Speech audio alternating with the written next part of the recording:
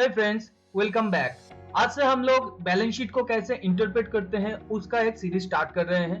ये balance sheet interpretation series का पहला वीडियो है जो इक्विटी शेयर कैपिटल के बारे में है। आज के वीडियो में हम लोग जानेंगे इक्विटी शेयर कैपिटल क्या होता है, क्यों इसे क्रिएट किया जाता है, कैसे इसे कैलकुलेट करते हैं और कैसे हमें इसे इंटरप्रेट करना चाहिए। तो वीडियो को स्टार्टिंग से आखिर तक देखिएगा, क्योंकि वीडियो के एंड में मैं आप लोगों को एक बोनस टिप्स और एक इक्विटी शेयर कैपिटल के बारे में वार्निंग भी आप लोगों को प्रोवाइड करूंगा कि जब आप लोग इक्विटी शेयर कैपिटल को इंटरप्रेट करें तो ये वार्निंग और बोनस टिप्स ध्यान में रखिए, तभी आप लोग इक्विटी शेयर कैपिटल को सही तरीके से इंटरप्रेट कर पाएंगे। तो अगर आप नहीं जानते हैं एक कंपनी के profit and loss statement, balance sheet और कैश फ्लो स्टेटमेंट को कैसे पढ़ा जाता है और इक्विटी शेयर कैपिटल का टर्म बैलेंस शीट में कहां आता है, तो मैं आपसे रिक्वेस्ट करता हूं आप जाके पहले वो वीडियो देख लीजिए, फिर इस वीडियो को कंटिन्यू कीजिए, तो ये आपको पूरा समझ में आएगा।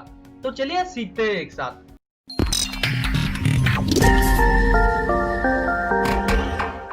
तो फर्स्ट हम लोग जान लेते हैं इक्विटी शेयर कैपिटल होता क्या है।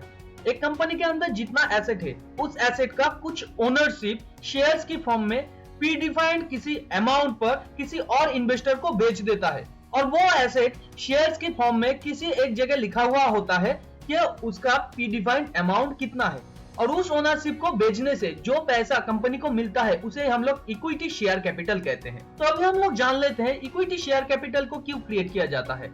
उससे पहले हम लोगों को जानना होगा क्यों शेयर्स को क्रिएट किया जाता है। तो इसे हम लोग एक एग्जाम्पल के थ्रू समझने की कोशिश करेंगे।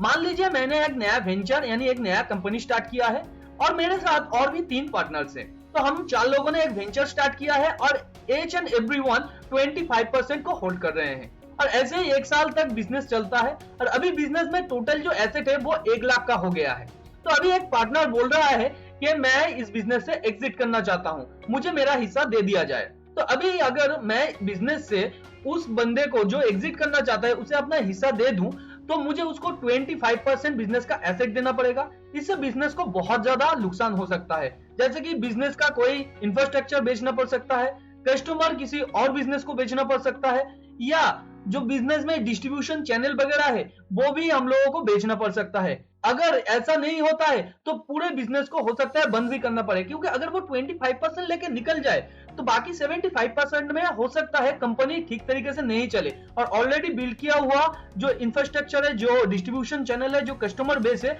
वो सब खराब हो जाए और कंपनी बंद हो जाए। तो इसे रोकने के लिए कंपनी अपना जो टोटल एसेट है उसे एक छोटे अमाउंट में बहुत सारे शेयर्स में कन्वर्ट कर देता है।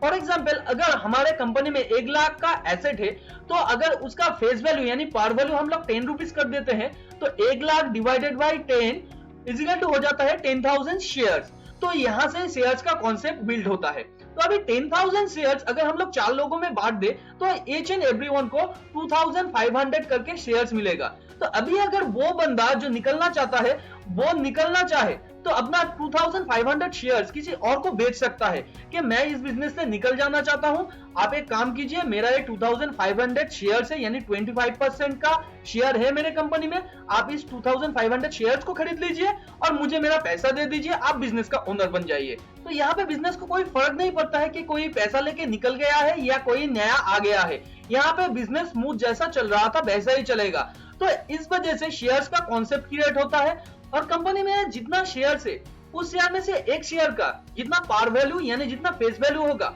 उसके साथ टोटल नंबर ऑफ शेयर्स को अगर हम लोग मल्टीप्लाई कर देते हैं तो हम लोगों का शेयर कैपिटल बन जाता है, यानी शेयर्स के बदले हम लोगों को कितना कैपिटल मिला है कंपनी में। तो ये इक्विटी शेयर कैपिटल को कैसे कैलकुलेट किया जाता है। तो इक्विटी शेयर कैपिटल को कैलकुलेट करने के लिए आपको एक कंपनी का total number of outstanding shares की जरूरत पड़ेगा और कंपनी के एक शेयर का जो फेस वैल्यू है उसकी जरूरत पड़ेगा। तो इसे हम लोग एक लाइव एग्जांपल के थ्रू समझने की कोशिश करते हैं। तो हम लोग सेम एग्जांपल पे चले जाते हैं जैसे कि बैलेंस शीट में लिया था। रिलायंस इंडस्ट्रीज का जो टोटल बैलेंस शीट में इक्विटी शेयर कैपिटल है वो है 6,339 करोड़। तो ये 6,339 करोड़ कैसे आया है, तो इसके लिए हम लोगों को उसका जो कैपिटल स्ट्रक्चर है वहां पे चले जाना चाहिए। देखिए कंपनी का यहाँ पे है authorise share capital, issued share capital. और इशूड कैपिटल क्या है? इशूड कैपिटल है कंपनी ने अभी तक जितना शेयर्स इशू किया है और उसके बदले में कंपनी को जो पैसा मिला है वो होता है कंपनी का इशूड कैपिटल। तो यहाँ पे कंपनी 6,339.27 करोड़ का कैपिटल इशू किया है, तो उसके बदले कंपनी को कितना शेयर्स बेचना पड़ा है? उसके बदले कंपनी को शेयर्स बेचना पड़ा है। यहाँ पे देखिए 633 करोड़ 92,67,510 शेयर्स कंपनी को बेचना पड़ा है और ईच एंड एवरी शेयर्स का जो प्राइस है वो है 10 रुपीज करके। तो अगर इस नंबर ऑफ टोटल शेयर्स के साथ आप मल्टीप्लाई कर देंगे 10 को तो आपका ये शेयर कैपिटल आ जाता है। तो अभी हम लोग जान लेते हैं कंपनी के इक्विटी शेयर कैपिटल को कैसे इंटरप्रेट किया जाए। तो एग्जांपल के थ्रू हम लोग रिलायंस का ही बैलेंस शीट ले लेते हैं। रिलायंस के अगर बैलेंस शीट में हम लोग देखें तो मार्च 2016 में कंपनी का जो इक्विटी शेयर कैपिटल था वो था 3240 करोड़ का। उसके बाद मार्च 2017 को थोड़ा बढ़ा है, यहाँ पे देखिए। उसके बाद मार्च 2018 को और थोड़ा बढ़ा है। उसके बाद मार्च 2019 को 6339 करोड़ हो गया है और मार्च 2020 को वो सेम ही है। तो ये जो अमाउंट ईयर ऑन ईयर बढ़ रहा है ये किसकी वजह से? ये एडिशनल शेयर इशू की वजह से। और ये एडिशनल शेयर्स दो तरीके से इशू किया जा सकता है। तो कैसे कैसे हम लोग देख लेते हैं। एक तो है जो प्रोमोटर्स है कंपनी का, वो फ्रेश शेयर इशू कर रहा है कंपनी के एक्सपेंशन के लिए या अपने खुद के एग्जिट के लिए। और दूसरा क्या है, कंपनी का जो ईसॉप है यानी employee stock options. Employee stock options को अगर लिक्विडेट किया जाए यानी बेचा जाए ओपन मार्केट में तो उससे एक्स्ट्रा शेयर्स क्रिएट होता है। उसकी वजह से भी कंपनी का जो इक्विटी शेयर कैपिटल है वो बढ़ जाता है। तो अभी हम लोग जान लेते हैं प्रोमोटर्स जो शेयर बेचते हैं वो नेगेटिव है या पॉजिटिव है। देखिए ये दोनों तरीके से ही काम करता है। तो नेगेटिव कब है? जब कंपनी का प्रोमोटर इस वजह से शेयर बेचता है कि कंपनी का ग्रोथ अभी पहले जैसा नहीं रहा, कंपनी का फ्यूचर प्रोस्पेक्ट अभी उतना अच्छा नहीं है, उसकी वजह से कंपनी का प्रोमोटर अगर शेयर इशू कर रहा है यानी नया शेयर बेच रहा है, अपना होल्डिंग्स बेच रहा है, तो वो नेगेटिव है। और दूसरा नेगेटिव वजह क्या है? अगर कंपनी का प्रोमोटर इस वजह से शेयर इशू कर रहा है नया कि कंपनी का जो करंट लायबिलिटी है, कंपनी उतना कैश जनरेट नहीं कर पा रहा है या कंपनी का उतना सेल वगैरह प्रॉफिट वगैरह नहीं आ रहा है कि वो करंट लायबिलिटी को मीट कर पाए। और पॉजिटिव पॉइंट क्या है? अगर कंपनी का प्रोमोटर इसकी वजह से शेयर इशू कर रहा है कि कंपनी आगे जाके एक अच्छे कंपनी के साथ मार्च करने वाला है या एक अच्छे कंपनी को एक्वायर करने वाला है, उससे कंपनी का एक्सपेंशन होगा या कोई नया यूनिट डालने वाला है या कोई नया प्रोडक्ट मार्केट में लॉन्च करने वाला है या कंपनी किसी नए मार्केट में एंट्री करना चाहता है, उसके लिए कंपनी को कैपिटल चाहिए, तो वो कंपनी के लिए एक पॉजिटिव सिग्नल है। देखिए कोई भी ऐसा रीजन जिससे कंपनी को फायदा हो वो कंपनी के लिए एक पॉजिटिव सिग्नल होता है और इससे इन्वेस्टरों का भी भला होता है क्योंकि फ्यूचर में उस कंपनी का जो शेयर प्राइस है वो पॉजिटिव चीज होने की वजह से शेयर प्राइस का प्राइस बढ़ जाएगा। और अगर नेगेटिव रीजन की वजह से कंपनी का प्रोमोटर शेयर इशू कर रहा है तो आगे जाके फ्यूचर में उस कंपनी के शेयर का प्राइस कम हो जाएगा। सेकंड है ईशॉप। तो ईशॉप को कैसे इंटरप्रेट करना चाहिए? देखिए एक कंपनी के अंदर एम्प्लॉय वो होता है जिसके पास कंपनी का हर एक इंफॉर्मेशन रहता है। तो अगर कंपनी का कोई ईशॉप क्रिएट किया हुआ है और अगर ईशॉप में हर एक शेयर ओपन मार्केट में बेच दिया जा रहा है एक साथ, तो ये कंपनी के लिए एक नेगेटिव सिग्नल होता है और इन्वेस्टरों के लिए भी एक नेगेटिव सिग्नल होता है क्योंकि उस कंपनी के एम्प्लॉय के पास कंपनी का डिटेल नॉलेज होता है कि कंपनी अभी कैसे परफॉर्म कर रहा है, कंपनी आगे जाके कैसे परफॉर्म करने वाला है और कंपनी का फ्यूचर क्या है। तो अगर ईशॉप का शेयर्स ओपन मार्केट में लिक्विडेट किया जा रहा है एक साथ, तो ये कंपनी के लिए एक नेगेटिव सिग्नल है। और ईशॉप में पॉजिटिव सिग्नल क्या होता है? जब ईशॉप का एक टाइम पीरियड होता है, वो टाइम पीरियड के बाद भी कंपनी का एम्प्लॉय अपना जो स्टॉक ऑप्शन है उसे होल्ड करके रखता है, यानी उस एम्प्लॉय के पास ये ऑप्शन है कि कंपनी का स्टॉक वो लिक्विडेट करके अपना पैसा ले ले, मगर वो कंपनी का जो एम्प्लॉय है अपना शेयर्स बेचना नहीं चाहता है, तो ये एक पॉजिटिव सिग्नल है। इससे हम लोगों को पता चलता है कि कंपनी के ऊपर उस एम्प्लॉय का विश्वास है। जैसे कि अगर मान लीजिए एक कंपनी का सीईओ है और उसे ईशॉप इशू किया गया है और ईशॉप इशू होने के बाद भी अगर वो सीईओ अपना शेयर्स नहीं बेचता है, अपना शेयर होल्ड करके रखता है, तो वो कंपनी के लिए एक पॉजिटिव सिग्नल है। ऐसा बहुत बार देखा गया है जब कंपनी का कोई एक हाई रैंकिंग ऑफिसर अपना ईशॉप में जो शेयर्स है वो बेच रहा है, तब वो कंपनी के शेयर प्राइस के लिए एक नेगेटिव सिग्नल हो जाता है, यानी कंपनी का शेयर प्राइस उसके बाद ही डाउन होने लगता है। तो ये हमेशा नहीं होता है, कभी कभी एक कंपनी के एम्प्लॉय को भी पैसे की जरूरत होता है। तो अब ये जरूर ध्यान में रखिए, अगर एक साथ सारा जो एम्प्लॉय है वो अपना ईशॉप का या मैक्सिमम जो ईशॉप होल्डर है वो अपना शेयर्स एक साथ बेचे, तो ही वो नेगेटिव सिग्नल होता है। अगर कोई कंपनी का एक एम्प्लॉय अपना शेयर बेचे तो ये भी हो सकता है उस बंदे को पैसे की जरूरत है, उसका भी फैमिली है, उसे भी पैसे की जरूरत हो सकता है, तो वो कोई नेगेटिव सिग्नल नहीं है। तो यहाँ पे हम लोगों को और एक क्वेश्चन दिमाग में आता है, तो अगर कंपनी का equity share capital year on year कम हो रहा है तो क्या वो कंपनी के लिए एक अच्छा सिग्नल है? क्या वो कंपनी बहुत अच्छा है? तो ऐसा भी नहीं है। तो इसके लिए हम लोग और एक एग्जांपल ले लेते हैं विप्रो कंपनी का। देखिए यहाँ पे विप्रो का शेयर जो मार्च 2019 को 1206.80 था, उसके बाद मार्च 2020 को 1142.70 हो गया है। तो क्या विप्रो कंपनी बहुत अच्छे तरीके से परफॉर्म कर रहा है? क्योंकि विप्रो कंपनी ऑलरेडी एक एस्टेब्लिश्ड कंपनी है, ये कंपनी वर्ल्ड वाइड इसका बिजनेस है, मगर इस कंपनी में जितना कैश अर्न हो रहा है या जनरेट हो रहा है, कंपनी उसे नए प्रोजेक्ट के अंदर इन्वेस्ट नहीं कर सकता है। इसलिए कंपनी अपना जो एग्जिस्टिंग शेयर होल्डर है उससे अपना शेयर्स खरीद रहा है, क्योंकि कंपनी को लगता है कंपनी के पास बहुत सारा कैश है और बहुत सारा एसेट है, जिससे कंपनी और नए मार्केट में अगर इन्वेस्ट भी करे तो उतना कैश जनरेट नहीं कर सकता, या नए कोई बिजनेस में वो एंट्री नहीं कर पा रहा है, या कोई नया अच्छा कंपनी को एक्वायर नहीं कर पा रहा है, तो उसका जो करेंट एसेट है या जो कैश है वो अभी पड़ा हुआ है। तो कंपनी इस वजह से अपना जो एग्जिस्टिंग इन्वेस्टर है उन लोगों से अपना शेयर्स कंपनी में वापस खरीद रहा है। तो क्या ये एक पॉजिटिव सिग्नल है या नेगेटिव सिग्नल है? देखिए ये दो तरीके से काम करता है, ये एक नेगेटिव भी है, एक पॉजिटिव भी है। तो पॉजिटिव कैसे? देखिए कंपनी का जो ऑलरेडी एग्जिस्टिंग शेयर होल्डर्स है, अगर कंपनी बायबैक इशू करता है और उसकी वजह से ऑलरेडी एग्जिस्टिंग शेयर होल्डर्स कुछ शेयर्स कंपनी को बेच देता है, तो total number of outstanding shares जितना कंपनी में था वो तो कम हो गया है।